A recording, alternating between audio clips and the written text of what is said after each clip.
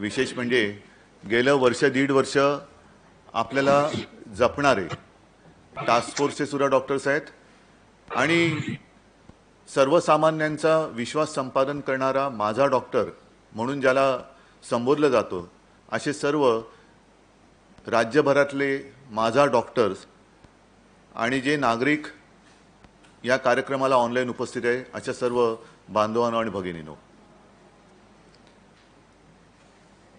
आपल्याला आत्तापर्यंत आपल्या मुख्य सचिव महोदयांनी आणि आरोग्य सचिवांनी म्हणजे डॉक्टर प्रदीप व्यास यांनी आपण आज नेमके कुठे आहोत याची कल्पना दिलेली आहे। सुविधांच्या बाबतीत कुठे आहोत, त्या सुविधांचा उपयोग आपण कसा करतो आहोत, लसीकरण किती झालेलं आहे, या सगळ्या गोष्टी आपल्या समोर ठेवलेल्या आहेत। तसं पाहिलं तर आपल्या सर्वांच्या परिश्रमामुळे आज तरी कोरोनाची परिस्थिती थोडीशी नियंत्रणात आली आहे असं नक्की आपण म्हणू शकतो। मग कोणीतरी प्रश्न विचारेल, असं जर आहे तर मग आजचा हा सगळ्या चर्चेचा घाट कशासाठी घातला? तर त्याचं कारण स्पष्ट आहे की जगभर इतर देशांमध्ये तिसऱ्या लाटेचा अनुभव त्या त्या देशातील नागरिकांना येताना दिसतो आहे। अगदी स्वच्छ आणि स्पष्ट आकडेवारी दाखवते। त्याच्या डिटेलमध्ये आपले सगळे सहकारी डॉक्टर सांगतील। आणि विशेष म्हणजे या परिषदेत आपले डॉक्टर मुकुल मेहता ते सुद्धा परदेशात काय काय चाललेलं आहे त्याही बाबतीत आपल्याशी बोलणार आहेत। आणि आज आपल्याला भेटायचं कारण एवढ्यासाठीच, जर का तिसरी लाट ही अपरिहार्य म्हणजे येणारच असेल, येऊ नये अशी आपल्या सगळ्यांची प्रार्थना आहे।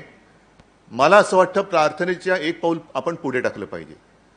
प्रार्थनेच्या एक पाऊल पुढे टाकायचं म्हणजे प्रयत्न आले पाहिजेत आणि हे प्रयत्न करण्यासाठी तिसरी लाट येऊ नये, येणार असेल तर ती लांबवली कशी पाहिजे, तिची घातकता कमी कशी करायला पाहिजे, कशी करता येईल, यासाठी जर आपण हे व्हायरस बरोबरचं युद्ध असं मानलेलं आहे तर आपली शस्त्र परजून ठेवण्याची हीच वेळ आहे। एक शस्त्र परजून ठेवतो, शस्त्र म्हणजे काय की माझे सगळे सैनिक जे तुम्ही आहात, डॉक्टर्स आहेत, आपले प्रशासकीय सगळे अधिकारी आहेत, कर्मचारी आहेत, जिल्हाधिकारी आहेत, सगळेच पोलीस आहेत, अगदी फायर ब्रिगेडचे सुद्धा जवान आहेत, त्यांनी सुद्धा एक सज्ज राहण्याची एक आवश्यकता आहे की शत्रू अजूनही पूर्ण पराभूत झालेला नाही। मागे मी म्हटलं होतं की आपण पाल मारल्यानंतर शेपूट वळवळतं, तसं एक त्याचं थिक टेल हा जो काही प्रकार आहे तो अजूनही आपल्या राज्यात वळवळताना दिसतो आहे आणि तो दिसल्यानंतर त्याचाही बंदोबस्त करण्याची आपल्याला आवश्यकता आहे। मग आपणही सज्ज राहिलं पाहिजे। आपली शस्त्रास्त्र म्हणजे औषधं बरोबर त्याचा साठा केलं की नाही, ज्याचं सुतोवाच आपल्या मुख्य सचिव महोदयांनी केला, त्या ऑक्सिजनची सुद्धा एक पुरेशी आपल्याकडे निर्मिती होते आहे, त्याचा साठा होतोय की नाही, आणि विशेष म्हणजे आपल्या हॉस्पिटल आणि क्लिनिकची जी काही यंत्रणा आहे, मग ते व्हेंटिलेटर्स असतील, इतर काही इलेक्ट्रिक यंत्रणा असेल, त्याचं सुद्धा एक ऑडिट, त्याची सुद्धा तपासणी करणं हे फार महत्त्वाचं आहे। आपण अनुभवलेलं आहे, ज्या वेळेला कोविड त्याची लाट चढते, शिखरावरती पोचते, तेव्हा आपल्याला श्वास घ्यायला उसंत नसते, सतत पेशंट येत असतात, मग ऑक्सिजन बेड लागत असतात, व्हेंटिलेटर लागत असतात आणि मग आपली यंत्रसामुग्री आहे तिचा जास्त वापर झाल्यामुळे लोड ती घेऊ शकत नाही आणि कुठेतरी दुर्घटना घडू शकते। म्हणून मी आपल्याला सर्वांना विनंती करतो आहे की आपण आपले क्लिनिक, आपले दवाखाने, आपले हॉस्पिटलची पुन्हा एकदा इलेक्ट्रिकच्या जी काही इक्विपमेंट आहे त्याचं ऑडिट करून ठेवावं। आज ही आपली परिषद आयोजित करताना हा जो योगायोग आहे तो माझ्या लक्षात आला नव्हता, तो म्हणजे आज शिक्षक दिन आहे। आपले भारताचे, हिंदुस्थानचे माजी राष्ट्रपती राधाकृष्णन, सर्वपल्ली राधाकृष्णन, ज्यांनी आपल्या शिक्षण क्षेत्रात एक मोलाचा वाटा उचलला आणि त्याला एक दिशा दिली, त्यांचा जन्मदिवस, त्यांना तर अभिवादन मी करतोच आहे। पण शिक्षक दिनाच्या या योगायोगाच्या दिवशी शिक्षक कसा, कुठे, केव्हा भेटेल, कोणत्या रूपात भेटेल हे सांगता येत नाही। गेले दीड वर्ष कोरोना आपल्याला जे वेगवेगळे धडे शिकवत आहे, त्या धड्यातून आपण काय शिकलो आहोत त्याचं सुद्धा एक आढावा घेण्याची आजची फार महत्त्वाची गरज आहे। म्हणजे असं म्हणा पाहिजे तर आपल्याला नदी पार करायची किंवा सगळ्यांनाच काही नदी पार अशी करता येत नाही, पोहता येतच असेल किंवा नसेल, पण रस्ता क्रॉस करताना आपण काय करतो, डावीकडे बघतो, उजवीकडे बघतो, थोडंसं मागे वळून पाहतो आणि पुढे पुन्हा एकदा कुठे रहदारी चालू नाही ना, मग त्यात आपण रस्ता क्रॉस करतो. आता आपल्याला या करोनाचं संकट हे क्रॉस करून पुढे जायचं आहे आणि त्याचसाठी प्रदीपजींनी जे आपल्याला प्रेझेंटेशन दिलं की आपल्या राज्यात काय चालू आहे, आपल्या देशात इतरत्र काय चालू आहे, इतर देशांमध्ये काय चालू आहे, मागे पुढे उजवीकडे डावीकडे वळून पाहून नीट प्रत्येक पाऊल हे आपल्याला सावधानतेने टाकण्याची फार मोठी आवश्यकता आहे आणि त्याचप्रमाणे आपण प्रत्येक पाऊल टाकतो आहे. हां, आता काही जणांना मला थोडंसं आश्चर्य वाटतं की आपण ही सगळी काळजी घेताना अनेक गोष्टी उघडण्याची घाई झालेली आहे. हे उघडा, ते उघडा, अमुक उघडा, अमुकच कामं, हे असं आहे, ते तसं आहे. आणि सगळ्यांना मी सांगतो, थोडा धीर धरा, संयम धरा. आपण ज्या गोष्टी उघडत चाललेलो आहोत त्या पुन्हा बंद करण्याची वेळ येऊ नये ह्याची खात्री पटवून आपण पुढे जायचा प्रयत्न करतो आहोत. मग अशा वेळेला घाई गर्दी जर का करत राहिलो तर मला असं वाटतं की आणखीन काही महिने किंवा काही वर्ष आपण या संकटातून बाहेरच पडू शकणार नाही. आणि मग प्रश्न असा येतो की समजा जसं आता हे पॅन्डेमिक सुरू आहे, त्याच्यानंतर ते एंडेमिक होतं, म्हणजे काय होतं, तसं होऊ नये अशी आपली प्रार्थना आणि तसा प्रयत्न असला पाहिजे. म्हणजे काय की करोना सदैव आपल्यासोबत राहण्याची शक्यता असू शकते. तर तसं होऊ नये म्हणून आज आपल्याला प्रयत्न करण्याची गरज आहे. आज मुख्य सचिव महोदयांनी जे सांगितलं की आपल्याकडे ऑक्सिजन किती आहे, काय आहे, ऑक्सिजनचे बेड्स किती वाढवलेत. आपण 1.25 लाखाच्या आसपास ऑक्सिजनचे बेड्स वाढवलेत. बेड्स अजूनही किती वाढू शकतो, पण त्या बेड्सना आवश्यक असलेला ऑक्सिजन देऊ शकतो का, हा मोठा प्रश्न आहे, जो गेल्या दुसऱ्या लाटेच्या पीकच्या वेळेला आपल्याला फार त्याचा विचित्र अनुभव आला होता. म्हणजे साधारणतः जर का मी बरोबर बोलत असेल तर आपल्याला त्यावेळी 80,000 रुग्ण ज्यांना ऑक्सिजनची गरज होती असे आपल्या राज्यात होते. 80,000 म्हणजे 1.25 लाख बेड्स होते त्याही वेळेला होते, पण 80,000 पेशंट होते. पण त्या पेशंट्सना पुरेल एवढा ऑक्सिजन आपल्या राज्यात नव्हता. आजही आपल्या राज्याची ऑक्सिजनची उत्पादन क्षमता साधारणतः 1200, 1300, 1400 इथपर्यंत आपण करू शकलेलो असलो तरी त्यावेळेला प्रत्यक्षात मात्र ऑक्सिजन लागत होता तो 1750, 1800 मेट्रिक टन. 1750, 1800 मेट्रिक टन, 1200 उत्पादन क्षमता म्हणजे साधारणतः 500 मेट्रिक टन हा आपल्याला इतर राज्यातून आणावा लागत होता. आणि ते आणणं म्हणजे ते रूरकेला असेल, काही शेकडो मैलापासून किंवा हजारो मैलांपासून आपल्याला तो आणावा लागत होता आणि ते आणणं हे फार अवघड होतं. म्हणजे तो येईपर्यंत आपली सगळी यंत्रणा श्वास रोखून बसलेली असायची. म्हणजे एका बाजूला कोविडचे रुग्ण ऑक्सिजन नाही म्हणून श्वास घ्यायला तळमळत होते, पण दुसऱ्या बाजूला ऑक्सिजन आणेपर्यंत आपली यंत्रणा श्वास रोखून बसली होती. ही तेव्हाची परिस्थिती होती. आणि ते जर का चित्र आपण पुन्हा आपल्या राज्यात निर्माण होऊ द्यायचं नसेल तर मला असं वाटतं आज आपल्याला आपल्या राज्यात जेवढा ऑक्सिजन आपण उत्पादन करतो आहोत तेवढ्या क्षमतेतच उपाययोजना करण्याची गरज आहे. म्हणजे काय करायला पाहिजे, मी आकडेवारी जी घेतलेली आहे ती हीच आहे की आज आपण साधारणतः 1400 मेट्रिक टन ऑक्सिजन उत्पादन करतोय. हा 1400च्या 1400 सर्व काही आरोग्य यंत्रणेसाठी नाही आहे. त्यातला बराचसा हा औद्योगिक ज्या काही आपल्या कंपन्या आहेत त्यांच्यासाठी वापरला जातो. मुख्यतः त्यातला जो ऑक्सिजन आहे तो स्टील इंडस्ट्रीला वापरला जातो. त्याच्यानंतर काही ग्लास, फार्मास्युटिकल किंवा लघु उद्योजक यांच्यासाठी वापरला जातो. फार्मास्युटिकलमध्ये सुद्धा हा कुठे वापरला जातो तर आपल्याला जी औषधं लागतात त्या इंजेक्शनचे ज्या वायल्स येतात त्या बनवण्यासाठी. वॅक्सिन आपण आपल्याला म्हणतो की आम्ही वॅक्सिनेशन फार मला आपल्या यंत्रणेचं खरंच कौतुक करायचं आहे की काल आपण 12 लाखाचाही आकडा पार केलेला आहे. आपण झपाट्याने वॅक्सिनेशन करतो आहोत. जेवढा वॅक्सिनचा पुरवठा होतो, लसींचा पुरवठा होतोय तेवढा आपण तत्काळ आपल्या नागरिकांना ती सुविधा करून देतो आहोत, निर्माण करून देतो आहोत. पण ते वॅक्सिन भरण्यासाठी सुद्धा ज्या वायल्स लागतात त्या बनवण्यासाठी सुद्धा ऑक्सिजनची गरज असते. आणि गेल्या वेळेला आपण जेव्हा म्हटलं की आम्ही 1200च्या 1200 सगळा ऑक्सिजन हा मेडिकलसाठी वापरला, आरोग्यासाठी वापरला, याचाच अर्थ असा की त्या काळासाठी हे सगळे उद्योगधंदे हे आपल्याला बंद करावे लागले. आणि आजचं सुद्धा चित्र हेच आहे की साधारणतः आज देखील 200 मेट्रिक टन हा कोविड रुग्णांसाठी वापरला जातो आजसुद्धा. त्याच्यानंतर साधारणतः 150च्या आसपास जे कोविड व्यतिरिक्त रुग्ण असतात आपल्याला, ज्यांची सातत्याने आपण उपचार चालूच असतात, तर त्यांच्यासाठी 150 मेट्रिक टन हा वापरला जातोय. म्हणजेच काय, की साधारणतः 1300-1400 मेट्रिक टन आज आपण उत्पादित करत असलो संपूर्ण औद्योगिक मिळून, तरी देखील 300-350 मेट्रिक टन ऑक्सिजन हा आज आपण वापरत आहोत.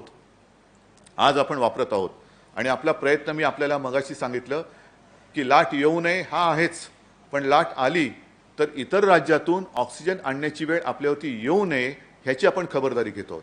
याचं कारण असं की आपल्या आजूबाजूच्या राज्यात सुद्धा, अगदी केरळमध्ये सुद्धा आज नाही म्हटलं तरी तिसरी लाट जोरात आल्याचं चित्र दिसतंय. आपण जिथून ऑक्सिजन आणण्याचा प्रयत्न करतो आणि ऑक्सिजन आणतो, त्या राज्यांची ऑक्सिजनची आवश्यकता ज्या क्षणी वाढते त्या क्षणी तिथून आपल्याला येणारा ऑक्सिजनचा पुरवठा हा बंद होतो. आणि ते बरोबर आहे, कारण जर का त्या राज्यातच तेवढी आवश्यकता लागत असेल तर ते राज्य आपल्या येथील नागरिकांची ऑक्सिजनची सोय न बघता दुसऱ्या राज्यांना देऊ शकत नाही, हे वास्तव आहे. आणि म्हणून मी आपल्याला नम्र विनंती करतोय की तिसरी लाट येऊ नये याच्यासाठी आपला प्रयत्न असला पाहिजे. आणि जर का आलीच तर त्याची घातकता कमी कशी राहील याचा प्रयत्न आपल्याकडनं मला अपेक्षित आहे. आणि तो जर का प्रयत्न करायचा असेल तर साहजिकच आहे की या सगळ्या गोष्टींची आवश्यकता न लागण्यासाठी पहिल्या प्रथम हे जे रुग्ण ज्यांच्याकडे जातात ते आपण सगळे डॉक्टर आहात, ज्याला मी माझा डॉक्टर म्हणतो. आणि आपली जबाबदारी अशी आहे की पावसाळा सुरू झालेला आहे. एक आणखीन मला आपल्याला सांगण्याची आवश्यकता वाटते, ते कदाचित माझ्यासोबत टास्क फोर्सचे डॉक्टर आहेत, ते मी जे बोलते ते अधोरेखित करा किंवा तुम्ही खोडू शकता, कारण माझं काही वैद्यकीय ज्ञान मोठं नाही आहे, मी आपल्याकडनंच ऐकून हे बोलत असतो. साधारणतः इतर राज्यात जिथे डेंगी आणि मलेरियाचा प्रादुर्भाव दिसतोय, काही राज्यात डेंगी आणि मलेरियाचा प्रादुर्भाव दिसतोय आणि त्याच्यात मृत्यूसुद्धा घडताना दिसत आहेत. विशेष म्हणजे डेंगी असेल किंवा मलेरिया असेल, इथे तशी लक्षणं ही पूर्वी दिसत होती तशी दिसत नाही आहेत. म्हणजे ताप येताना दिसत नाही आहे, अंगदुखी होते, साहजिकच आहे. कोविडची टेस्ट केल्यानंतर कोविड निगेटिव्ह आहे म्हणजे कोविड नाही ना, मग काय काळजी नको. पण आपल्या एक लक्षात येत नाही की कोविड एवढाच डेंगीसुद्धा हा घातक आहे आणि त्याचंसुद्धा वेळेवरती निदान होऊन त्यालासुद्धा इलाज नाही आहे. दक्षता घेणं हाच एक त्याच्यावरचा इलाज आहे. तर समजा एखाद्याला कोविड निगेटिव्ह असला तरी डेंगी नाही आहे ना, मलेरिया नाही आहे ना, इतर कोणता आजार नाही आहे ना, ह्याच्यासुद्धा टेस्ट करून घेणं हे फार आत्ताच्या दिवसात अत्यावश्यक झालेलं आहे. आणि मला असं वाटतं की आपण सगळेजण तज्ज्ञ आहात, आपण सगळेजण तत्पर आहात. जी आपण दुसरी लाट आटोक्यात आणली, पहिल्या लाटेचा अनुभव वेगळा होता. पहिल्या लाटेला मला कल्पना आहे की डॉक्टर्सना सुद्धा एक धोका होता, जो आजसुद्धा आहे. खबरदारी नाही घेतली तर आजसुद्धा धोका आहेच. पण त्यावेळेला आपल्याकडे N95 मास्क नव्हते, PPE किट नव्हते, इतर काही तशा सुविधा नव्हत्या. आज त्या सुविधा आपल्याकडे आहेत.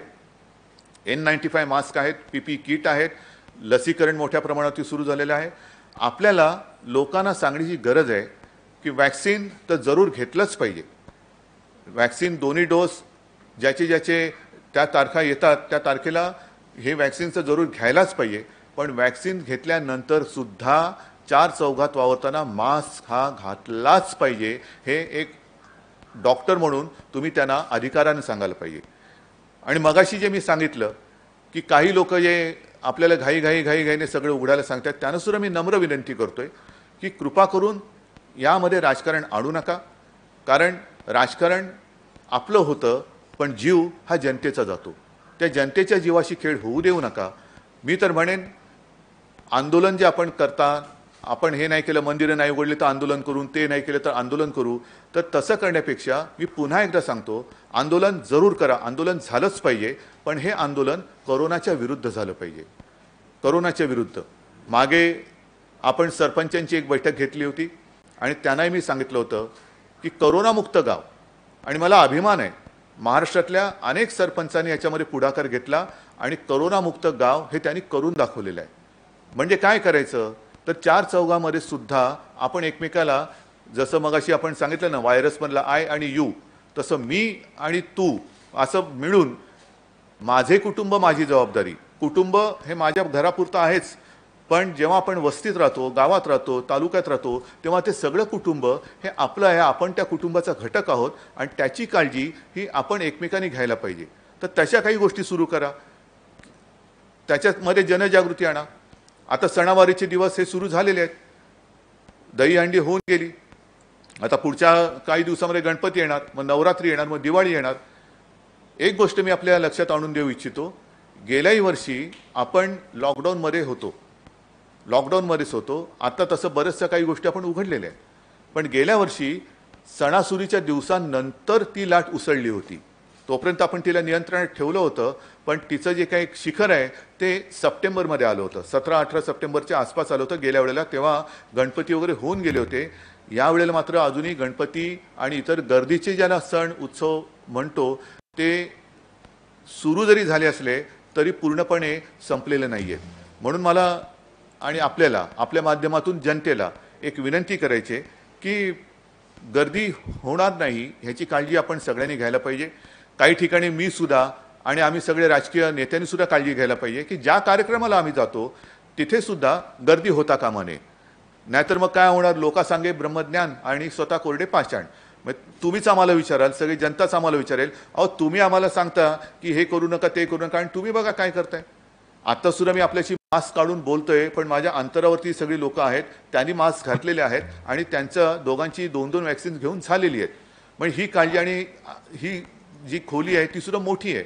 जर का हे छोट्या खोलीत बसून मी तुम्हाला ज्ञान पाजळत बसलो असतो तर मी ही चूक केली असती. म्हणून ते होता कामा नये. आणि म्हणून मला असं वाटतं की आपल्याला एक ठरवायला पाहिजे की ही लाट येऊ द्यायची नाहीच. ही लाट थोपवली पाहिजे.